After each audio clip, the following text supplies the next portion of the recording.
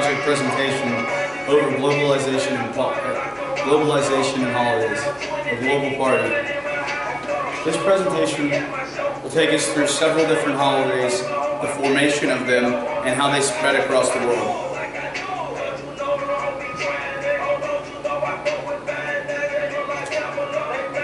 So bear with me, because it's going to be a good time.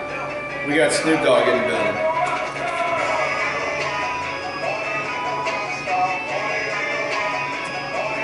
What are holidays? So holidays are celebrations and traditions developed by culture and humans. And holidays actually set us apart as humans to that of animals. And so holidays can be anything from a birthday celebration to a religious holiday, a government holiday like Independence Day, or even Christmas or Hanukkah, all that jazz. So this is a definition. Holidays are traditions that are developed by culture and the people within them. So, for example, how do you think a holiday gets started? Well, generally, people will come up and say, hey, let's celebrate this. Let's make this a tradition. And with that group of people, you come together and you celebrate whatever it is. So whether that be the 4th of July or Cinco de Mayo or even Texas Independence Day, it's all the same. So some examples of widely celebrated holidays include Christmas, Hanukkah, Day of the Dead, and Oktoberfest, which we will get into all of these later on in the presentation.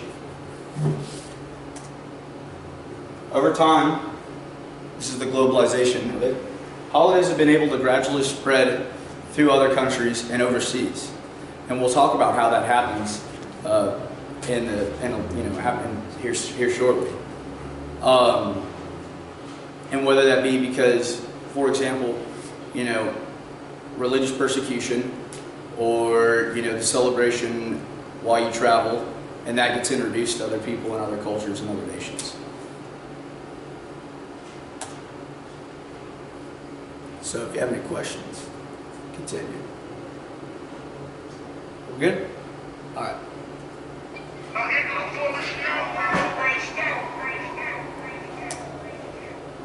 Christmas. In China, we've all heard about Christmas being celebrated in other countries that, don't fully recognize the Christian faith. But believe it or not, there are many different reasons why holidays that are religiously backed are celebrated worldwide.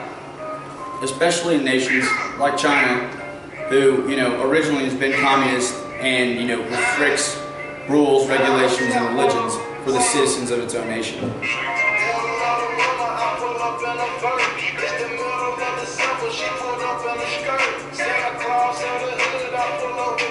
So here's an example of some Chinese lights with citizens celebrating the Christmas season. Very timely here, as we are very close to celebrating Christmas and other holidays in this time period like Hanukkah. So, ever wondered why the Chinese celebrate Christmas? Even if they don't necessarily have Christian values, the reason why is economic prosperity. Just like here in the United States, one of the biggest reasons Christmas has been strayed away from religion instead of, being celebrated for that, the celebration is used for giving gifts and hanging out and sharing time with friends and family and really enjoying yourself. And that's one of the greatest things about Christmas, is coming together. But in China, there are people with Christian faith in China, but they love decorating, they love celebrating, and they love giving gifts. And that's what it's really all about. Aside from, the Christian part about, Christmas, which we'll get to here in a minute.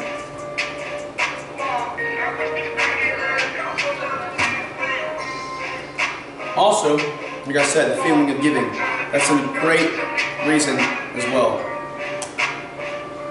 Some Chinese actually do hold Christian beliefs. Christmas, the origin. Christmas originated from the Christian faith, which is meant to remember the birth of Jesus Christ in Jerusalem. The Christians believe that Jesus came, and is God's only Son, and is the Savior. So this marks the birth of Christ, which also affects, the old calendar system of BC and AD, which BC is before the birth of Christ, when time started, and AD is after the death of Christ. So, over time, Christians and Protestants alike spread the faith and the holiday worldwide, as did the holiday. So a perfect example of this is when the Pilgrims came over on the Mayflower and leaving the United Kingdom at the time, because they were being prosecuted for their religious beliefs, which was the Protestant faith, for breaking off during the Reformation and other time periods with religious revolts. And so when they came over here, Thanksgiving is very based on faith and being there for each other and your family. And when they came over, they spread their faith, and I was able to develop and spread across the United States into Mexico, and one of the reasons why Christianity has spread through South America and Mexico in general. Modern society, Christmas has become, very superficial and economically based. With sales like Black Friday and Cyber Monday, and it's buy. It boosts the economy. It really does, and that's what one of the greatest things as well about it is that it helps our economy, and it also helps the global economy. Some symbols of Christmas in today's society include Santa Claus, your basic wrapped present, and of course a Christmas tree. And children, it's a very family-oriented holiday, but it's also really big for kids. I'm sure we've all grown up and realized, Santa Claus, So it's a holiday that stays near and true to every one of our hearts. I think everyone that celebrates Christmas could agree with that. So again, in American society, businesses and corporations use Christmas and the Christmas holiday time to spread their most economic prosperity with sales like Black Friday and Cyber Monday. Again, Cyber Monday and Black Friday. And there's your Christmas tree.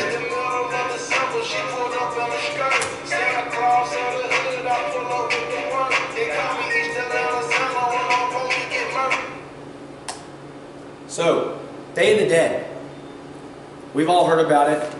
We've seen it. And growing up in the South, in Texas, with where the Mexican culture is very prevalent, you see all these celebrations, and you might not know what they're about because you're just either afraid to embrace those cultures or ask questions about them because they're different from yours. But the next time you see a friend of yours that celebrates Day of the Dead, ask him about it, because it's actually a very cool holiday and a tradition. So, originating in Mexico, Day of the Dead was spread worldwide by the people of the Mexican culture and the Catholic faith. Holiday celebrates late family members, as in, family members who have passed away, in which those family members who are no longer with us cross over from the land of the dead for one night of the year to visit their living family. There's a new movie that just came out that Disney Pixar made called Coco, and it really shows just how intertwined and important this holiday is to Mexican culture and Mexican, family life. And I really recommend everyone in this room goes and sees it because it's really good, and it really opened my eyes, and that's why I added Day of the Dead in this presentation. But part of the celebration on that night You put photo, in, you've probably seen the shrines. You put a photo of your family member, and you put the orange rose petals, and that allows them to cross over through that picture and visit the family that's still living. So it's spread to various parts of Asia. Asia, wow, right? Europe, and various parts of South America. So it's really proof of how a holiday spread not by our own culture, but by others, can come over and really be celebrated, nationwide and worldwide for that matter. So here's an example of some artwork, or just the skulls that are seen very prevalent around Mexico in this point in time of the year.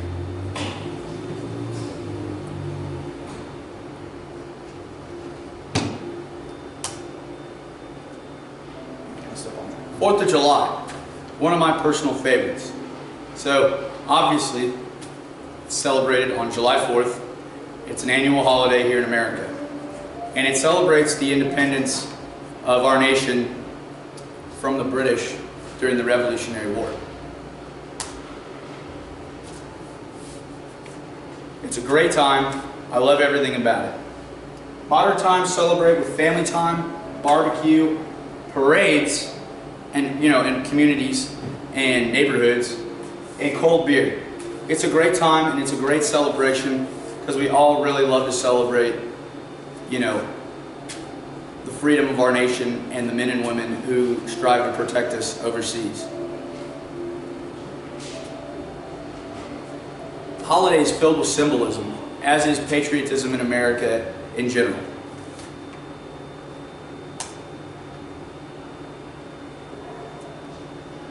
Some common symbols: fireworks, present in the national anthem, written by Francis Scott Key. The words, "And the rockets spread clear, the bombs bursting in air." These words might not seem like a big deal, and you might overlook them when the national anthem is sung. But the reason fireworks are set off is not only to celebrate, our freedom and the United States as, a nation, but it's also to remember that night where Francis Scott Key hid on a boat, not fighting. He was a civilian and saw the bombs bursting in air and realizing at the end of the night that the flag was still there. Another example is, the prevalence of our national colors, red, white, and blue. On the 4th of July and up to the days leading to it, there are several, you'll see people wearing red, white, and blue, maybe all three at the same time. But it's a really awesome holiday because it shows our national pride for being Americans. Another big thing about fireworks is that, in the month of June and about midway through June and right there on July 5th, you'll see thousands of fireworks stands pop up around America, and everyone gets their hands on the cool stuff. Since it's like, the one time a year we can get fireworks, and fireworks are pretty cool if you ask me. And so that also helps the economy as well with economic trade, since they're all imported for the most part. A lot of fireworks are made in the US, but we get a lot from overseas. Ironically, since it's a national holiday.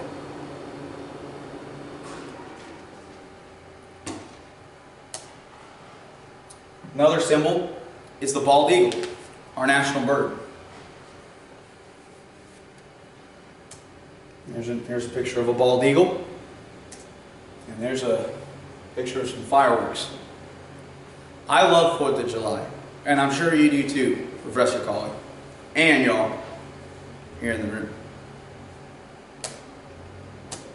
Cinco de Mayo translates to the 5th of May. You might think, oh, another Mexican holiday.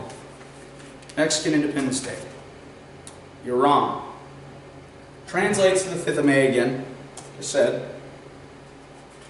Commemorates the Battle of Pueblo with Mexican forces defeating the French and the forces of Napoleon III. Now this is a big deal because later on the Mexicans would get their independence from the French. But this was like the Battle of the Alamo in comparison to Texas independence, or the Battle of San Jacinto, which occurred after securing the independence of the Republic of Texas. So it's not Mexican Independence Day. And before I wrote and researched about the project, or about Cinco de Mayo for the project, I had no clue. So this is another good example of why research is important to the formation of culture and, establishing holidays. Again, it's not Mexico's Independence Day, which Mexico's Independence Day is actually held on September 15th.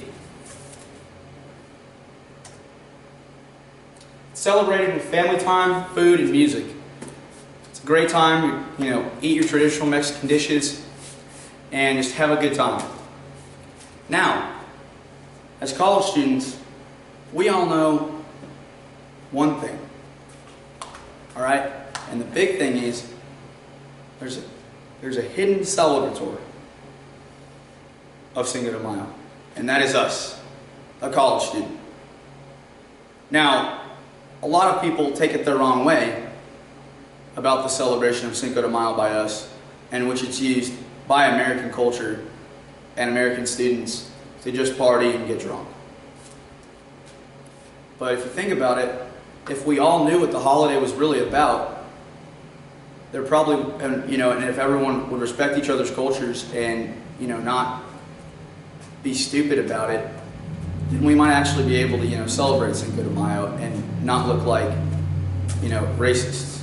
So, again, Cinco de Mayo in American culture, celebrated by us, the college students, and of course, everyone else of the Mexican heritage who are here in the United States. It's really big in San Antonio, Texas, where they do parades and they light up their areas. And Mexico has a very big, San Antonio has a very big Mexican impact. In fact, that's where the Alamo is from. Obviously the Texas and Mexican Revolution, the Texas Revolution. Celebrated by college students by binge drinking, sipping on margaritas, and getting rowdy.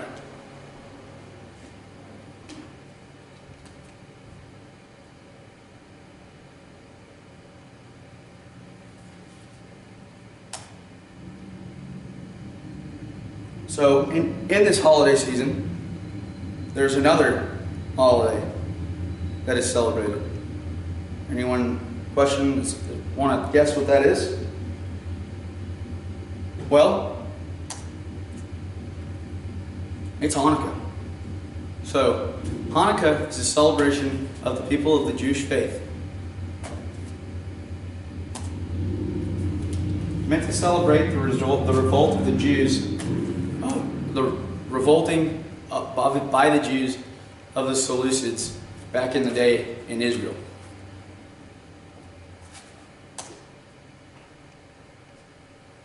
Went down in 165 BC.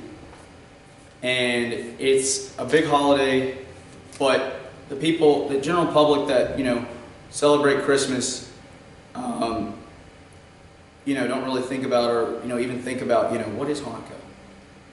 So Hanukkah is 8 days of celebration of that revolt and of the Jews being able to fight for themselves and fight for their religion. And it's a really interesting holiday. Celebrated with 8 nights of family values, gift giving, and storytelling. And telling of the stories of family traditions, and of course the story of the revolt. Several symbols of Hanukkah are the menorah, which has 9 candles and is lit on the start of the day before the first day. And another one, so at day 1 you'll light 1 candle, day 2, and so on. And at the end of the day it's all lit up. And it's actually really cool if you look at it. One of my friends in high school is Jewish, and he would always send us Snapchats of that celebration and how his family would always be there having a good time. Another game that is played is called dreidel, and it's a spinning top that people will spin, family will spin, and hang out and play games. And obviously the Star of David, which is the star of the Jewish faith, and it's very important to culture and religion in general. This is our house Mom Maxine here at Pike, and she is of the Jewish faith and does celebrate Hanukkah. We actually have a menorah placed in our formal out of respect for her and her holidays celebration as well. Just like we have a Christmas tree in the formal as well. And so it's just proof that there are a lot of people that can come together and celebrate different faiths and different holidays and different religions and still be able to coincide and coexist and show appreciation for everyone's opinions and traditions. Here's the fun. Oktoberfest. All right, everyone here likes to drink. All right, yeah. So this holiday is actually one of the coolest to research. And if you didn't know, it's from Germany. So originating in 1810 in Munich, Germany, it's celebration of the marriage of King Louis I. And so basically they got together and they were like, let's celebrate this marriage. Let's make it a select royalty celebration for the aristocrats and all that jazz in the kingdom. And over time, it became a bigger celebration. In fact, there are horse races. That's where the celebration was held, in the gardens. At the time, that's what they called them. But it was a big horse race, and it went from being a horse race. It's like it starts as a horse race, and eventually the townspeople got involved, and so did the entire people of Munich came together. And as people travel all across the nation and over Europe and the world, people hear about, oh, Oktoberfest, that's really fun. We want to celebrate that too. And that is a perfect example of how holidays are spread. Because I'm sure we all, every one of us are from, that Oktoberfest has some kind of celebration. There's a big one in Dallas, and I know there's one also in Houston. It's really big. So in the 20th century, it's evolved to a global celebration consisting of drinking beer and cherishing family and just having a good old time. Here's an example of a picture from a celebration in Munich. And so German garb and all that jazz is worn, and everyone just gets together and just drinks a ton of beer and eats pretzels and other German foods, and it's a really good time. In fact, if you don't know that your area has a Oktoberfest celebration, look it up and go to it, because it's a good time. Promise you that.